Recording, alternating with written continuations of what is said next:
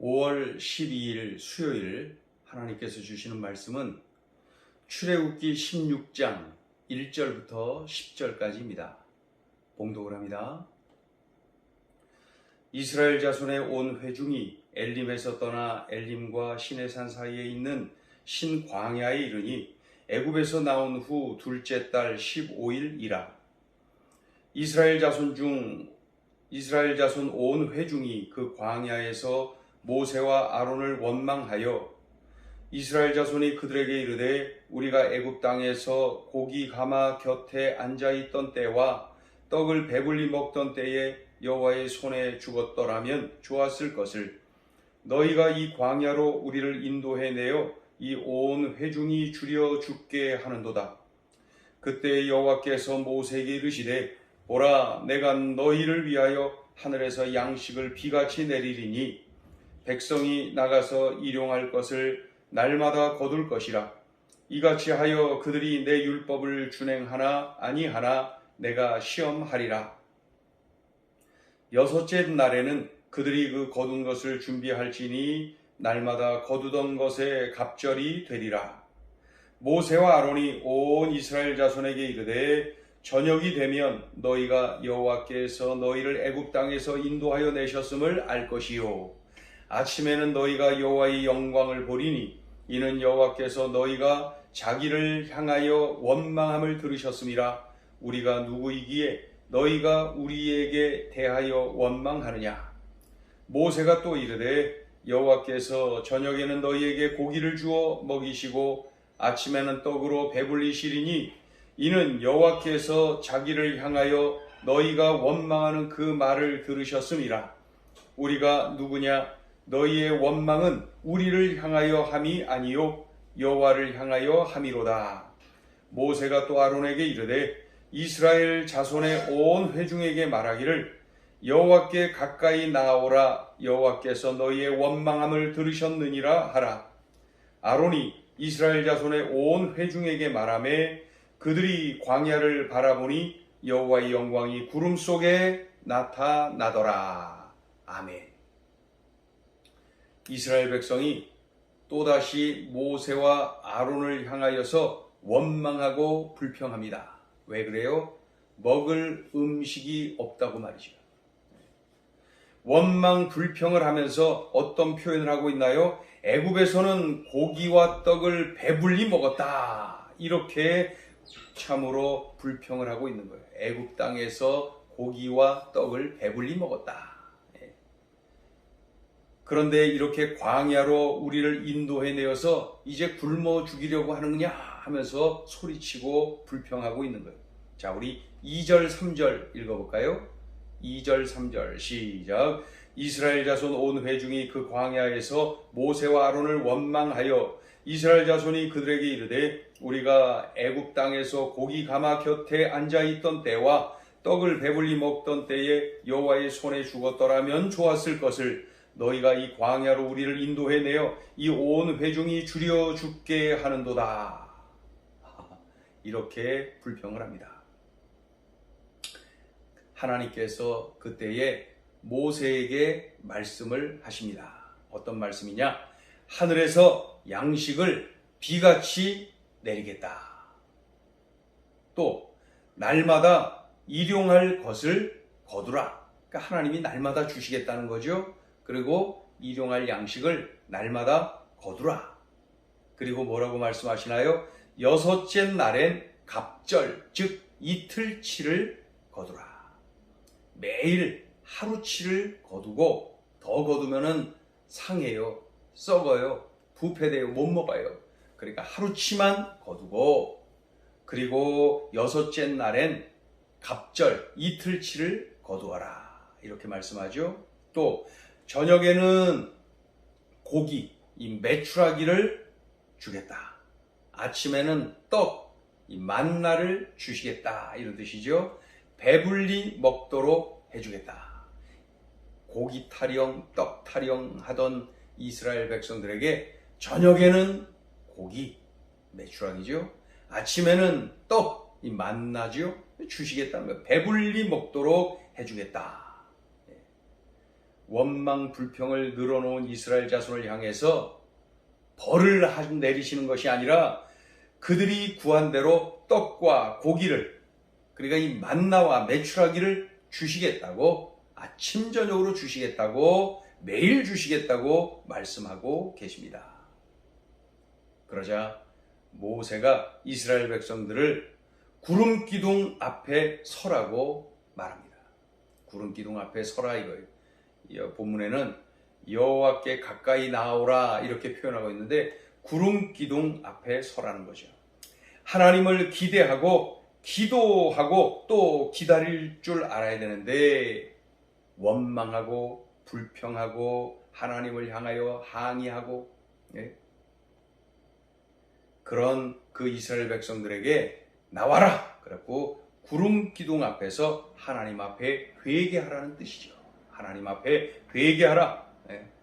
회개하라. 그러니까 이 만나와 메추라기를 먹기 전에 하나님이 그것을 내려주시겠다고 이제 말씀을 하셨는데, 아직 그것을 받기 전에 하나님 앞에 먼저 회개하라는 그러한 의미로 다 나와서 그 자리에 서라고 한 것입니다. 자, 우리 읽어보죠. 9절 10절 시작. 모세가 또 아론에게 이르되 이스라엘 자손의 온 회중에게 말하기를 여호와께 가까이 나아오라. 여호와께서 너희의 원망함을 들으셨느니라 하라. 아론이 이스라엘 자손의 온 회중에게 말하매 그들이 광야를 바라보니 여호와의 영광이 구름 속에 나타나더라. 자, 오늘 주시는 메시지입니다. 첫째, 받은 복을 세어보고 하나님을 기대하라. 이스라엘 자손이 모세와 아론을 향해서 원망하고 불평을 하고 있습니다. 왜 그래요? 먹을 음식이 없다 이겁니다. 애굽에서는 고기도 먹고 떡도 먹고 막 그냥 실컷 먹었는데, 이 고기도 없고 떡도 없다고 지금 먹을 음식이 없다고 원망하고 있는 것이죠. 노예 생활하면서 강제 노동에 시달리고 있던 그들, 너무너무 힘들다고 울부짖던 그들을 하나님께서 불쌍히 여기셔서 출애굽시키신 것입니다. 10가지 재앙을 내리시면서 하나님을 더 의지하게 만들고 하나님을 더 집중하게 만들고, 또 애굽 백성들에게는 하나님의 전능하심을 드러내고, 그리고 출애굽을 시키신 거예요.